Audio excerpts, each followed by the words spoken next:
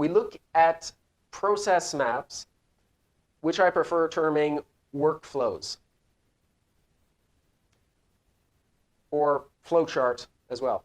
A process map, or flowchart, or workflow, which you've seen some examples of in this course, can be used to show the actual path or kind of a modified, improved path. I want you to understand that a process map can show several different things. It can show the currently documented path, which is in a policy or procedure. That is not to say the ideal path.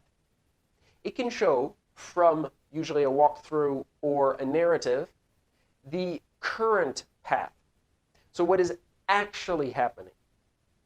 And so sometimes the documented or an ideal path or the actual performed paths are different. Think of it. In your policy or procedure, was based on, what realistically, say, the manager of the department thought the team could perform. An absolutely ideal path, according to, best practices research, might have, 3 levels of control, might work in a very large team, might have a proper segregation of duties because it has at least 10 employees. That might be an ideal path. Is different from the path in the policy and procedure, and is potentially different from what is actually performed in, an audit area. So you have to think about these different distinctions, and when you are doing a workflow, you have to see which one are we looking at. It indicates the relationship and interdependency of the different steps and controls. In effect, you have different international symbols for, say a document. A document has this kind of, wavy bottom at the bottom of a rectangle. A process is a rectangle, and it's not exactly a chevron. I'm sure it has a proper word for this, but a rectangle with an arrow at the bottom means it's a link to another process. So a link to another process has a different kind of symbol as well. And it shows, which comes first, how they're related. Step 1, step 2, step 3. Process 1 might show that, some things can be performed at the same time. Some things, must be performed before others. I use them, and I like them, because you can look at the process and really think, where could there be a vulnerability? Where could there be a risk? Think of it. If your, say, document 2, whatever process we're talking about, has a high risk of being badly performed, then you have already identified a place in the process where you have a high risk. It can identify, say, inefficiencies if you have, many redundant controls, or, people are performing things in a way that isn't optimal.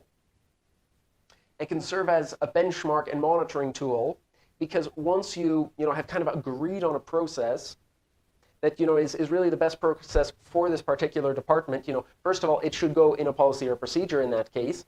And second of all, anything that doesn't really follow this process, this ideal process, is usually bad, usually bad. Unless you can really agree that something is an improvement to it, it is usually bad. It can help identify specific responsibilities and the skills required, such as, a reviewer might, have to have an understanding of the processes reviewed. And internal auditors may review existing flowcharts and, of course, prepare new ones. We're looking at benchmarking. The different types of benchmarking. In internal benchmarking, we are comparing similar information within a process or entity. So that is different from, say, the competitive benchmarking, where we're comparing to, someone else. It doesn't necessarily need to be an external competitor, but it can be, say, another point of sale. It can be another branch. It can be something that is, similar enough. What I've used for competitive benchmarking is, for instance, I could not say whether a collection period within 90 days is good or bad. It's 90 is just a number. But I could say that 90 was more than the average of other branches, which were 60 days. And then we tried to understand the differences. So, in this particular thing, okay, it was a Southern European country. They tried to justify it to me on saying it's cultural. Maybe it is cultural. Maybe it is cultural. Maybe there are cultural reasons why you might have, later client payments, but you could still say that in a comparison to other branches, it is a problem. Where I beat their argument on cultural factors was that, one, in the past it wasn't like that before, and second, there are other Southern European countries that had much better rates than them. So they tried to justify cultural factors. I came back with a heavy artillery, as in more data. So in internal, you compare similar information with a process, within a process or entity. Within competitive benchmarking, you compare to either competitors or very similar processes. Industrial benchmarking. Here it compares processes to those with similar processing, but in the same industry. So here, for instance, we might be looking at, give me names of banks. So I don't know, your HSBC compared to your Royal Bank of Montreal, compared to your State Street Bank, compared to your, come on, give me a bank name, Barclays Bank, there you go.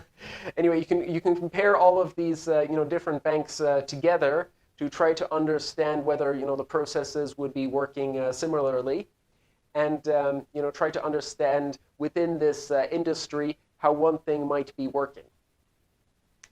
Functions compares organizations with related functions in the same technical area.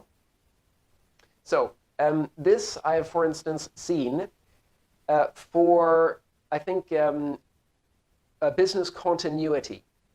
And you have many organizations which have processes for business continuity. In fact, whether you are a financial service institution, whether you are, say, a supermarket chain with offices, well, your office spaces are still going to have roughly similar business continuity. That is to say, they need to have a backup of their accounting, their marketing teams, might need to have access to certain information, post incident.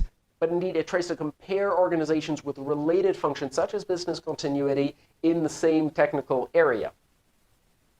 Or generic, now this is much larger, it tries to compare processes in one operation against processes with similar features in another industry. This is when you really don't have much to compare to.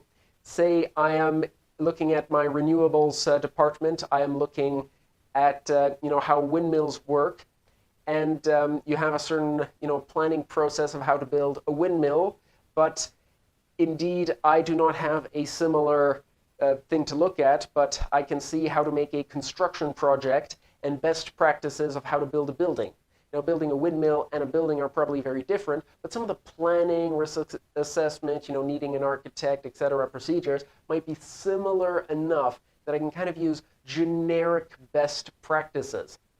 If I am, say, performing an audit and I'm looking for best practices, on the internet of how to lead a construction process, I have nothing about how to build a windmill, but I know how to, know the different processes of how a construction project can be well performed. I can use that as a benchmarking tool.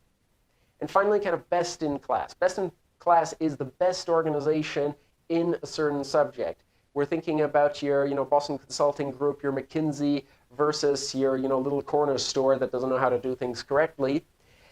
Probably you're not going to compare your little corner store, but indeed you understand that some smaller organizations can try to see the best way to perform a task. And I often say that you can benchmark against your, COSO standards, against your ISO standards, against your, for IT, you can benchmark against, ITIL, COBIT, different standards from ISACA or others. Huh? So you compare against best in class. Since I think it's very practical, like in the part 2 is very practical. It's how you perform an internal audit. So so the questions are extremely situational. And so sometimes I've looked at the CIA program, part 2, and I've simply been like, you know what? They're giving you, 20 pages of explanations on how to do super simple things that are so intuitive that if you have the material or you just see the question, it's so intuitive. I'm just going to give you the questions, and you're going to understand, 20 pages of material with, 2 questions. So sometimes I've just taken that approach. Huh? So glad you like the question part.